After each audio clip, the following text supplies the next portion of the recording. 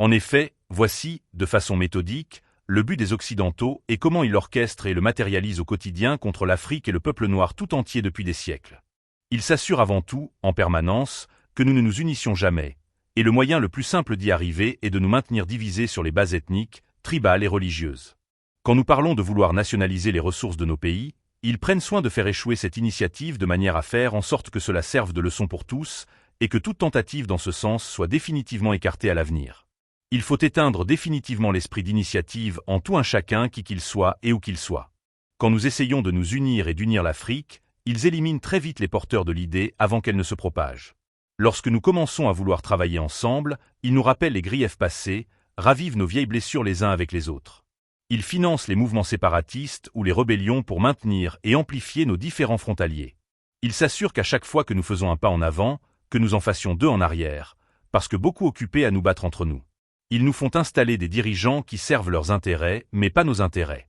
Ils trouvent les plus corrompus d'entre nous, les plus facilement manipulables, ceux qui désirent la richesse et le statut plus que le progrès. Ils leur offrent le pouvoir en échange de leur loyauté. Si un leader émerge parmi nous, quelqu'un qui se soucie réellement du peuple, de l'Afrique, ils s'empressent de s'en débarrasser, en l'assassinant sans remords ni état d'âme. Cependant, si cela se révèle trop compliqué, ils déstabilisent simplement le gouvernement du pays et y soutiennent un coup d'État. Afin de pouvoir maintenir nos pays éternellement dans la misère sur tous les plans, par exemple sur le plan économique, ils s'assurent qu'ils ne s'industrialisent jamais, obligent à exporter davantage nos matières premières, et ne nous laissent jamais les transformer localement par nous-mêmes. Ils contrôlent nos mines, nos champs pétrolifères, nos minéraux rares et nos gisements stratégiques, nous amenant à les vendre à bas prix et à acheter davantage cher nos importations. Lorsqu'un de nos pays essaie de se libérer et de construire ses propres industries, il les sabote, impose des sanctions, déstabilise sa monnaie, finance l'opposition locale et font effondrer son économie. Si cela ne fonctionne pas, ils y orchestrent une guerre civile, puisque les gens ne peuvent pas construire quand ils sont trop occupés à essayer de se sauver, de survivre des conflits. Ils s'assurent en permanence que nos systèmes éducatifs produisent de simples travailleurs, de simples employés, pas des entrepreneurs, des employeurs, des innovateurs.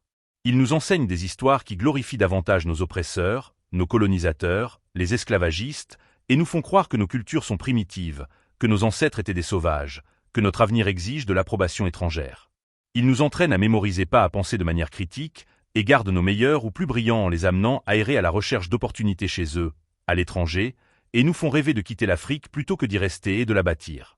Ils offrent des bourses à nos gens les plus brillants dans leurs universités en Occident et mettent tout en œuvre pour que ces derniers ne reviennent jamais, amènent notre continent à continuer de former des médecins et des ingénieurs seulement pour qu'ils aillent enrichir leur nation, contrôlent nos récits et nos histoires, possèdent nos médias, dictent notre image au monde, et nous font croire que nous sommes corrompus, éternellement en crise, sans espoir. Ils inondent nos écrans de pornographie, de jeux anodins et futiles, d'événements de misère, de conflits sociaux, de guerres, nous montrent des publicités caritatives qui nous font croire que nous sommes impuissants sans l'aide étrangère, minimisent nos réussites, banalisent nos exploits, et transforment nos victoires en incidents isolés. Quand un pays africain développe une innovation révolutionnaire, ils y attribuent le mérite à un investisseur étranger. Lorsqu'un dirigeant africain met en œuvre une politique réussie, ils nous font croire que c'est une anomalie plutôt qu'une preuve de compétence. Ils s'assurent en permanence que nous restions éternellement dépendants, de plus en plus noyés dans la dette, en nous offrant des prêts à des conditions impossibles, nous forçant à licencier, à tout privatiser pour que leurs entreprises puissent tout contrôler chez nous, posséder notre eau, notre électricité, nos terres, nos gisements. Lorsque nous luttons, ils nous donnent juste ces aides pour nous maintenir en vie, mais jamais assez pour nous rendre autonomes.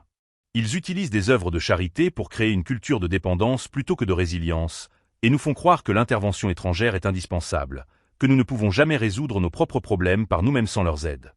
Ils suppriment nos forces militaires, en maintenant nos armées très faibles, nos industries de défense inexistantes, en nous vendant des armes pour que nous nous battions entre nous, les uns contre les autres, et refusent de nous laisser développer des technologies militaires de pointe.